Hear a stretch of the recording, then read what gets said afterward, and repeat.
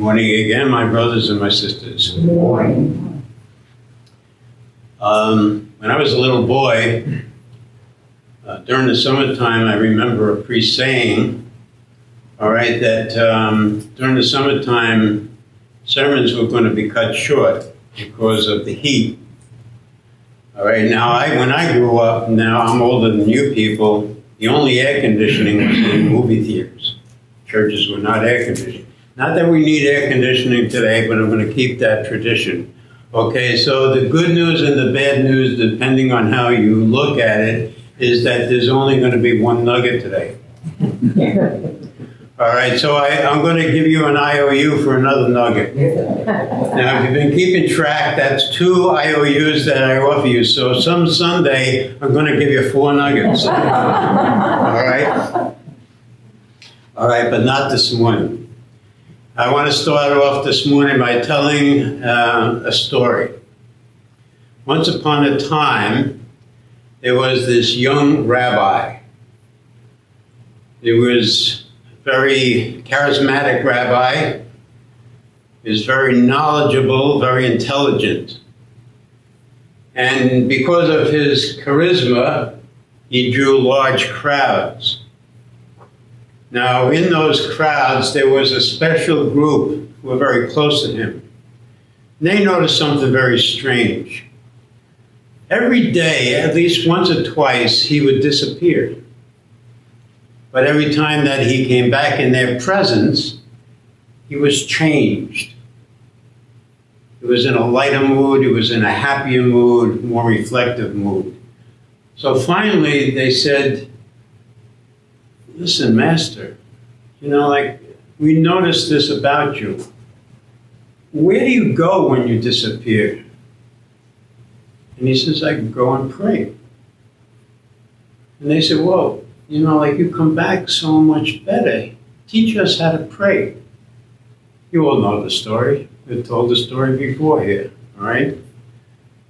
And the prayer that he taught them, which is called the Lord's Prayer, because rabbis were called either Master or Lord, all right, is the prayer that all of you, I'm sure, was the second prayer that your parents taught you after lay me down to sleep.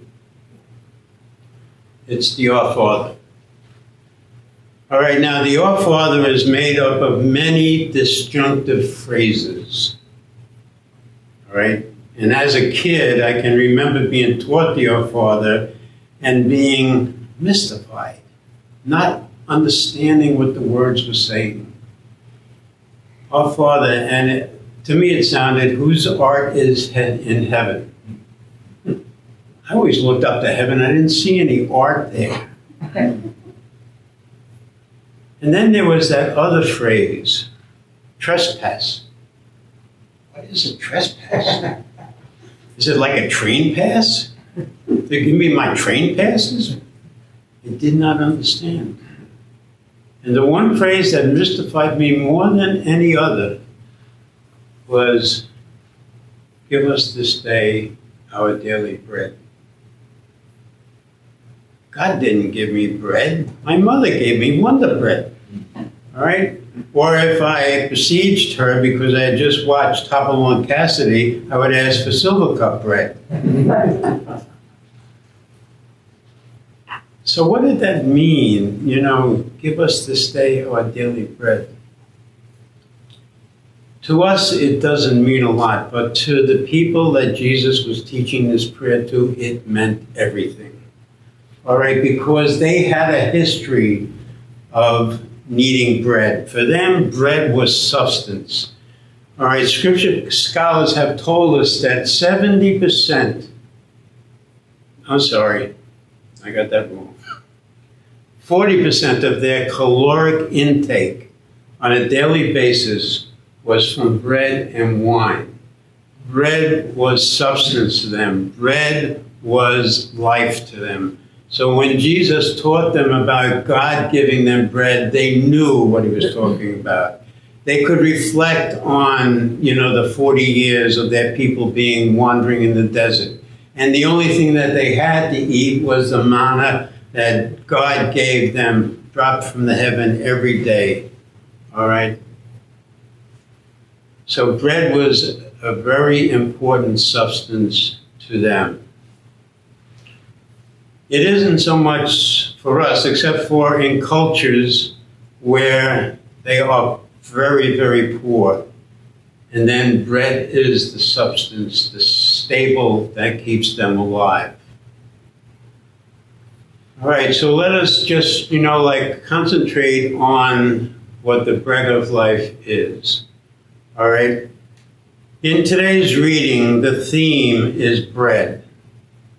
All right, we start off with Elijah. Now, it's a very short section of Elijah. It doesn't go into the chapters before. It doesn't explain to us why Elijah is in the desert. All right, and that needs an explanation. All right, Elijah was a prophet.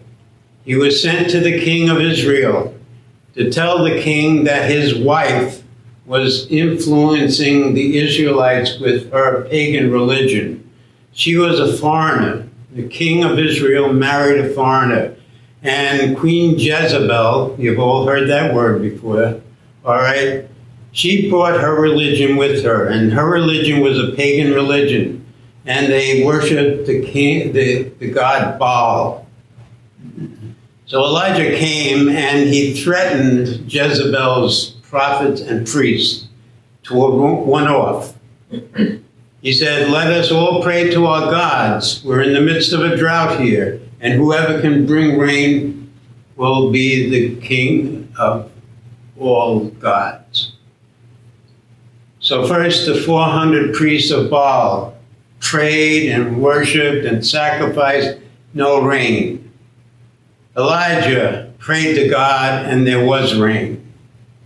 And as a result, Elijah won. And the next part is the part that I would like to forget, but he kills all 40 of the priests. All right? That's one of the reasons why I don't like the Old Testament. All right, so that's Elijah. Jezebel was very incensed by this. All right, and she put a hit on Elijah. All right, so Elijah had to run and disappear into the desert. And he was ready to give it up. All right, he prayed to God for death. He was finished, didn't want any more. And God didn't want him to die, had more missions for him. All right, and provided him water and bread. And with that, he could walk 40 days to Mount Sinai. In today's gospel, once again, Jesus is talking about the bread of life. All right? All right, he explains the manna. And he says, everybody who ate God's gift of manna did die. He says, but I have to offer you a different bread. I am offering myself as your bread. I am the bread of life. All right, if you eat me, all right, you, all right, will never die. When it comes time, I will introduce you to the Father. I will be with you always. And that is the discourse on the bread of life. I'm going to go into a little bit of a sidebar here. There's a Latin word, and it's cum, and it's pronounced come. Now, I see some of the smirks on your face, all right? This is a Latin word, it's not American slang. Okay? All right. Come in Latin means with. All right, so when it's anglicized, it's C-O-M. So we put C-O-M and union, and we get communion. And C-O-M and unity, and we get community. That's what we're here for this morning. All right? We have accepted Jesus' invitation, all right, to break bread with him. Now, you know the history of breaking bread in the Jewish community. It still exists in the Far East today. It's a very sacred tradition. You break bread at night. You only break bread with your close family and your closest of friends, or somebody that you want to be your friend. It's a very sacred thing. All right, so Jesus has invited us to break bread with him this morning. And he wants communion. He wants union with each one of us. That's what communion is. And when we have a group, all right, who have created a union with Jesus, we become community. We become a community of those who have received communion. Now, one of the good things, if there is a good thing that the pandemic has given to us, all right, is that we in this church, all right, have thought about communion. We have realized that we can no longer do communion the way we used to. All right, so now we have developed a new way of doing communion. All right, and each one of you has a host. All right, at the consecration, all right, Jesus says, breaks the bread, thanks God, and gives the bread to those that he loved and says, take this, all of you, and eat it. All right? You now have the bread in your hand. It's almost as if him saying, here, take this. At the consecration, you hold that up. That bread and the priest's bread become the living bread, become his body and blood. All right? And then when the priest holds the host up right before reception, and he says, this is Jesus Christ, you hold your host up. All right? And then we all receive communion as a community. So that is the one good thing that has come out of the pandemic. All right? It brings home the actual words of Jesus at the Last Supper. So, that's the one nugget, guys.